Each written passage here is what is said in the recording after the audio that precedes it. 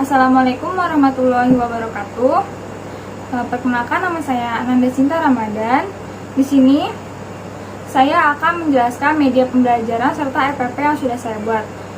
Di sini saya membuat materi pembelajaran tentang fungsi air dan siklus air, pembelajaran IPA kelas 5. Di sini saya sudah membuat media pembelajaran yang saya beri nama papan siklus air dan peta pemikiran fungsi air.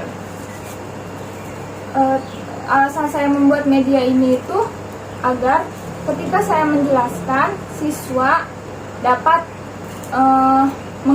mendapatkan gambaran bagaimana terjadinya siklus air, serta fokus belajar siswa itu tidak teralihkan dan siswa menjadi lebih fokus ketika dijelaskan. Lalu di sini juga ada fungsi air, peta pemikiran fungsi air.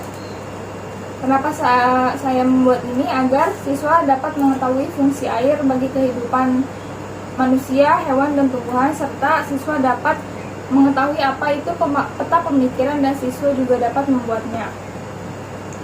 Lalu media pembelajaran ini saya buat dengan bahan styrofoam, kertas karton, dan juga ada kertas origami.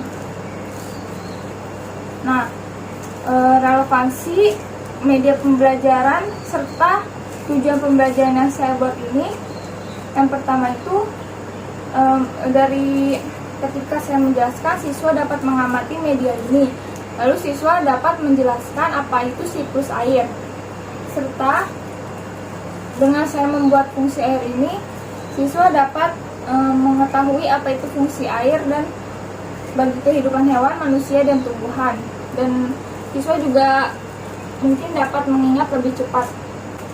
Selanjutnya saya akan menjelaskan materi tentang siklus air dan fungsi air menggunakan media yang sudah saya buat. Di sini saya akan menjelaskan siklus air terlebih dahulu. Siklus air, apa sih itu siklus air?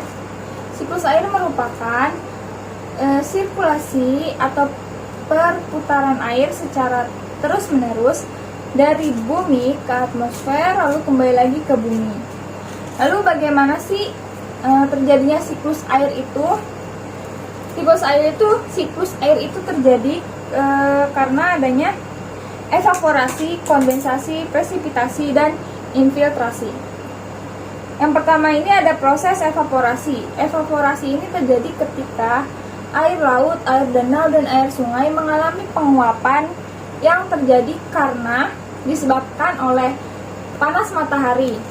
Kemudian, setelah air laut dan danau serta sungai ini menguap, akan terjadi proses kondensasi atau pengembunan.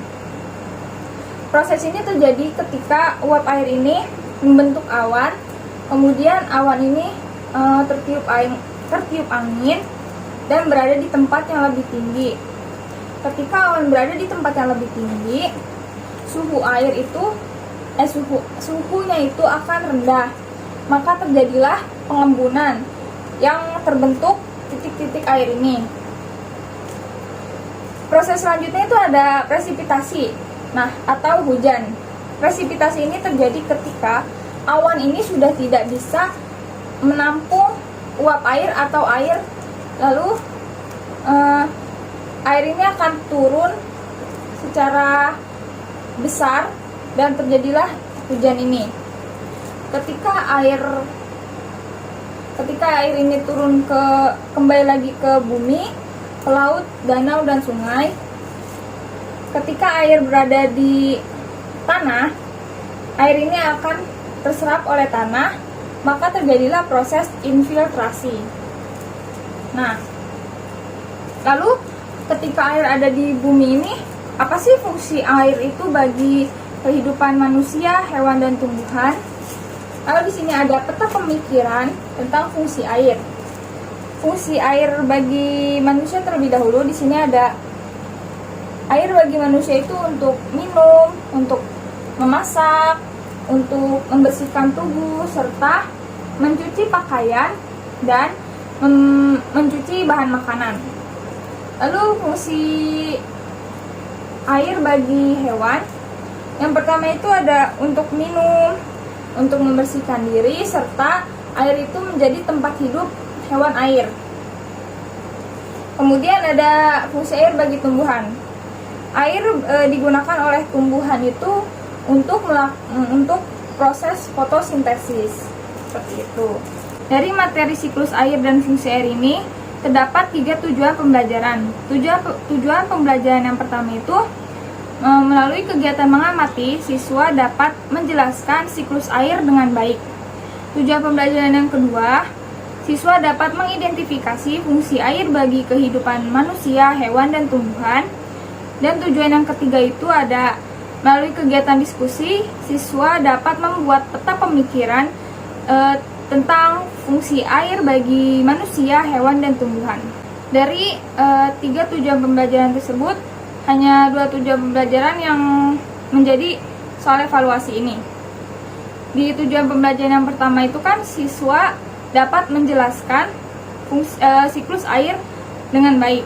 Lalu di sini ada 3 soal yang menunjukkan tujuan pembelajaran tersebut.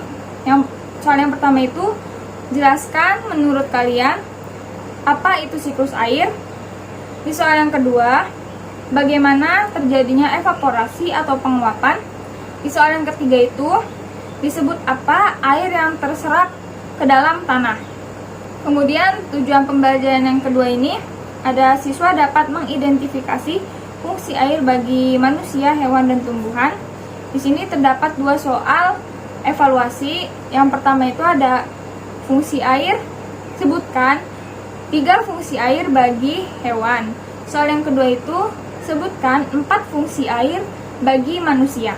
Serta tujuan pembelajaran yang ketiga ini, siswa ditugaskan membuat peta pemikiran dengan teman sekelompoknya ketika pembelajaran di kelas nanti. Sekian presentasi tentang media pembelajaran serta RPP yang sudah saya buat. Kurang lebihnya mohon maaf. Wassalamualaikum warahmatullahi wabarakatuh.